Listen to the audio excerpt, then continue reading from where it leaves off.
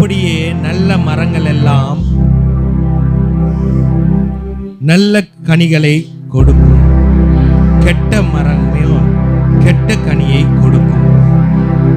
நல்ல மரம் கெட்ட கனிகளை கொடுக்க மாட்டாது, கெட்ட மரம் நல்ல கனிகளை கொடுக்க மாட்டாது. நல்ல கனி கொடாத மரமெல்லாம் வெட்டுண்டு அக்கினியிலே போடப்படும்.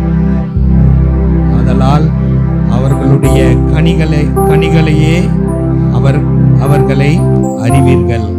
ஆமென். நம்மளுடைய சாட்சி ரொம்ப முக்கியமா இருக்கிறது.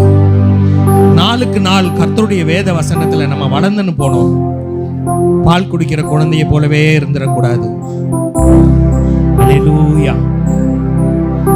ஆதியில கொண்ட அன்பை நம்ம பின்னோக்கி பார்த்து அந்த அன்புல எவ்வளவு அன்பாய் ருசிச்சு இருப்போம். அவர் நம்ம கிருபையாய் தேடி வந்தார். பாவியாகிய நம்ம மேல அவர் கிருபையாய் தேடி வந்த தேவன். அல்லேலூயா. நமக்கு சுயநீதி வேண்டாம், சுயநீதி வேண்டாம்.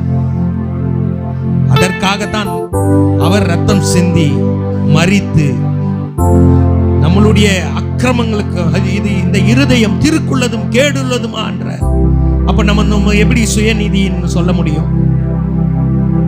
நம் முற்றிலுமாய் ஆண்டவருடைய பாதத்தில் சரணடைவோம். அவருடைய இரத்தத்துக்குள்ளாய் நம்மளை மறைத்துக் கொள்வோம். அவர் சட்டையின் நிழலே மூடி மறைத்து இந்த ஜீவ ஓட்டத்தை பொறுமையோடு ஓடுவோம். அல்லேலூயா, அல்லேலூயா. நன்றிப்பா. ஆமென். அல்லேலூயா, அல்லேலூயா. மகிமை உமக்கு ஆண்டவரே. நாங்கள் நிற்பதும் நிர்மூலமாகாமல் இருப்பதும் உடைய கிருபைப்பா, உடைய கிருபைப்பா. எத்தனை அவமானங்கள், நிந்தைகள், ஆனாலும் கர்த்தாவே எங்களை தன்னையில் நிமிர்ந்து நிற்கிற பண்கிற தேவன் ஒரே தேவன் நீர் ஆண்டவரே. பரிசுத்தர் நீர்.